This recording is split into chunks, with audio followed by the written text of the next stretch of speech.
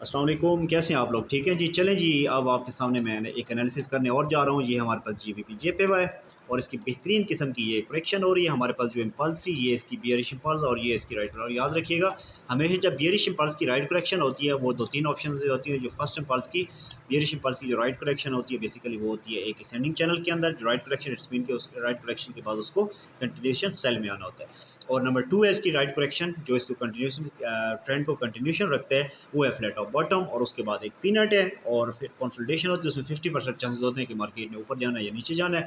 तो अभी हम देखेंगे इस इम्पल्स की हमारे पास जो करेक्शन है, ये किस उसमें हो रही है।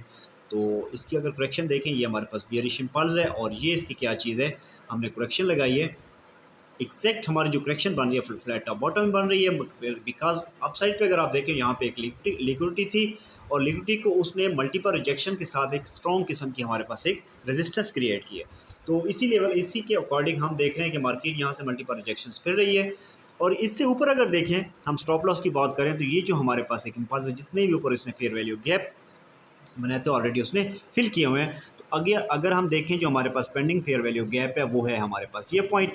तो समटाइम हम क्या करते हैं कि स्टॉप लॉस लगाते हैं एग्जैक्ट जिस ठीक है, स्ट्रॉन्ग रेजिस्टेंस लेवल है, मार्केट ऊपर नहीं जाता। नो, हमेशा आपने याद रखना है कि जब भी रेजिस्टेंस लेवल होते हैं, उससे ऊपर आप देख लिया करें वो पेंडिंग फेयर वैल्यू गैप है या नहीं है। अगर फेयर वैल्यू गैप पड़े, तो आप अपनी सेफ्टी के लिए, ताकि आपका स्टॉप लॉस ट्रिगर ना हो, स्टॉप लॉस जो आपने रखना है उस फेयर वैल्यू गैप के ऊपर रखना है, ताकि अगर फंडामेंटली मार्केट ऊपर जाती भी है, तो वो फेयर वैल्यू गैप को अगर टैप करने जाते, तो आपका स्टॉप लॉस जो है वो ट्रिगर ना हो। तो यहाँ पे आप देखें कि हमारे पास ये एग्जैक्ट एक रेजिस्टेंस लेवल है। मार्केट विक छोड़ के मार्केट दोबारा क्लोजिंग उसके अंदर दे सकती है, एंड दैट इज़ पॉसिबल।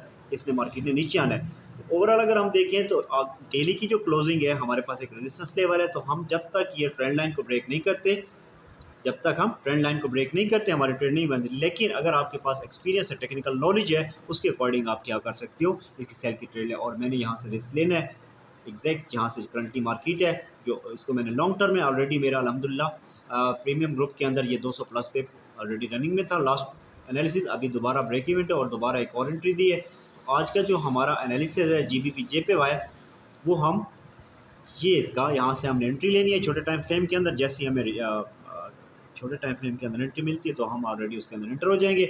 और स्टॉप लॉस हमेशा याद रखिएगा, ये हमारे पास एक रेजिस्टेंस लेवल है, जहाँ पे हमारी करेक्शन वेज का लास्ट अपर बैंड है, और यह इसके ऊपर एक फेयर वैल्यू गैप है, और हमने फेयर वैल्यू गैप के ऊपर एक अपना स्टॉप लॉस रखा है, ताकि हम अगर लॉन्ग टर्म ट्रेड लेते भी हैं, तो हमारा स्टॉप लॉस ट्रिगर ना हो। और ये हमारा एक बेहतरीन किस्म का टेक्निकल पॉइंट ऑफ व्यू से एक सेल का सेटअप बन रहा है। तो आप इसकी लॉन्ग टर्म में अगर आपने एंट्री लेनी है 0.02 के साथ, आप छोटे से स्टॉप लॉस के साथ, क्योंकि ये लॉन्ग टर्म है, 0.02 के साथ आप यूज़ कर सकते हो। मैक्सिमम जो इसका स्टॉप लॉस बन रहा है ना, मैक्सिमम वो है 238 238 पे।